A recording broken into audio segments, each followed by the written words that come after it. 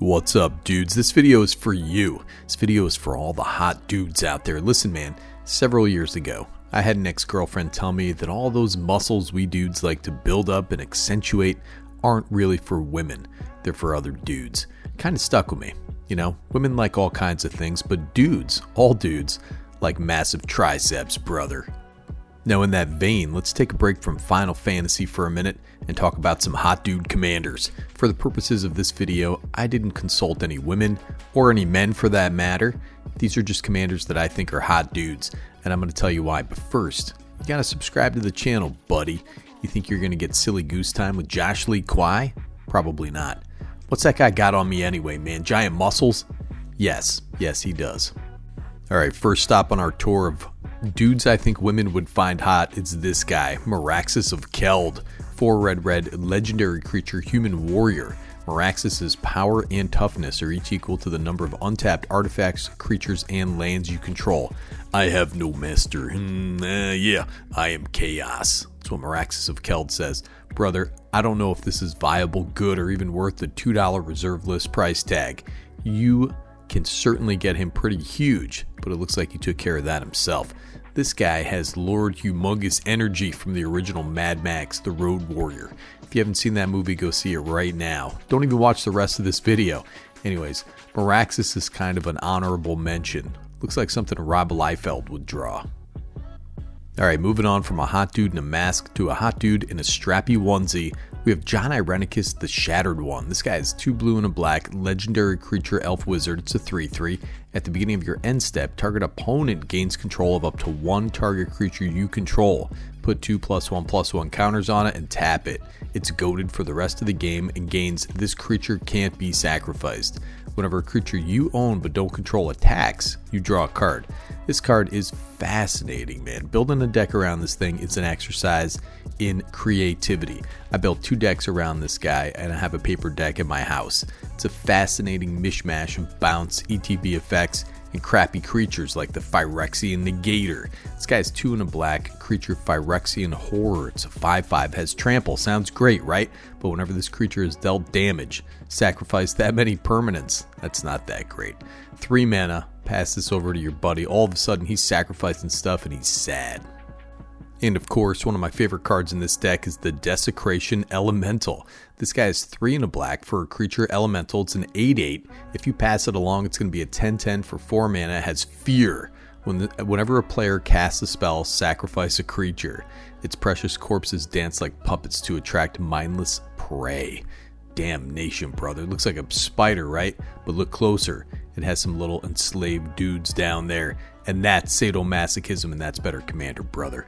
John Irenicus, judging by his outfit, is a dungeon master himself. Alright, this dude has real boss energy and is a $25 banger from 2013. Oloro Ageless Ascetic.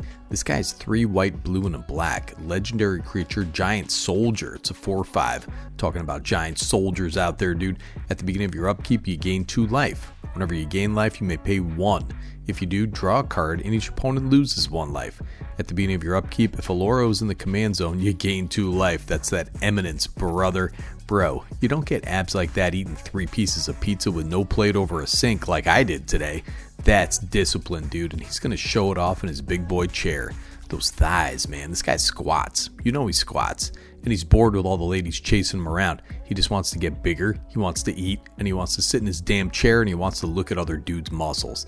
Anyways, man, this is a life gain powerhouse. It's a $30 card. I love this guy. I have an Oloro deck because I'm a degenerate animal. How do you like that? Alright, now we've seen some big dudes here, but how about a CrossFit, rock climbing chunk of a man, and that's Arden, Intrepid Archaeologist. This guy's 2 and a white, legendary creature, Core Scout. It's a 2/2. At the beginning of combat on your turn, you may attach any number of auras and equipment you control to target permanent or player, and has the partner, brother. This guy has that pale Chris Hemsworth energy, man. Those rock climbing dudes have a lot of strength, pulling themselves up a damn mountain. I could barely pull myself off the damn couch, brother. Arden gives you a fairly linear build path, but that partner mechanic opens it right up. Always wanted to do a Jeskai equipment, some blue and red payoffs, slap in Dalikos. That would really slap, brother, because you get this hunky man in the zone, the keto zone, and the command zone. Speaking of partners here, we have Bruce Tall, the Boorish Herder. Look at this guy, man. 2 red and white, legendary creature, human ally. It's a 3/3. Whenever this guy enters or attacks, target creature you control gains double strike and lifelink until end of turn, has partner. This guy is a big bear of a man, dude. He's got that hairy chest, smooth head, big shoulders, big belly. Looks like a Turkish oil wrestler. Generically useful, fairly formidable. I just wanted to point this guy out because he is sporting those nips. Speaking of bears, dude, if you wanted to go into mono green, you got Sarak and Goreclaw. This is 4 green, legendary creature, human bear. Come on, man, this guy's a human bear, he says it right on the card. It's a 6/5 with trample. Other creatures you control have trample too. Whenever another non-token creature you control enters, put a +1/+1 counter on it, gains haste until end of turn. Oh my god. This guy is hanging out with a rune bear from Elden Ring. His flavor text talks about titans, man. Listen, those rune bears, I hate those things. Anyways, man, Sarak has a couple cards, but this is a masterpiece in big creature beatdown game design. Very powerful card out of March of the Machines, which was a banger of a set. Sarak has that dad power, man. He's got that beautiful mane of long black hair. No sleeves, brother. That's the way to be. Now, how about a handsome, beautiful fella out of Forgotten Realms? We have Wolfgar of Icewind Dale. This guy's 3 red and a green. Legendary creature, human barbarian. It's a 4/4, has melee. So whenever he attacks, it gets +1/+1 until end of turn for each opponent you attack this combat. If a creature you control attacking causes a triggered ability of a permanent you control to trigger, that ability triggers an additional time. Pretty simple in gruel colors. I love this guy. He's got a nice smile. He's got nice arms. He's dressed appropriately for the weather. He's got a nice hairline. Looks like he'd be a good dad. What a hot dude, man.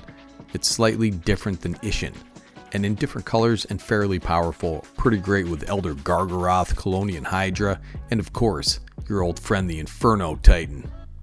Oh man, take a look at this hot dude. I love all these guys that don't wear armor. Just straps of leather like they're going to the local Village People tryouts. We have Ator, Bearer of Blades. This guy's 2 red and a white, legendary creature, human warrior. It's a 4/4. When this guy enters, look at the top 7 cards of your library. You may reveal an equipment or vehicle card from among them, put it into your hand, put the rest in the bottom in a random order. Has equipment you control have equip 1. Vehicles you control have crew 1. That is cheating those equip costs. That's nuts, man. Slap out an Argentum armor. Now it's equipped for 1. Incredible, brother. Ator is a great budget equipment. That effect is fairly powerful, and blink him if you want to get nuts, man.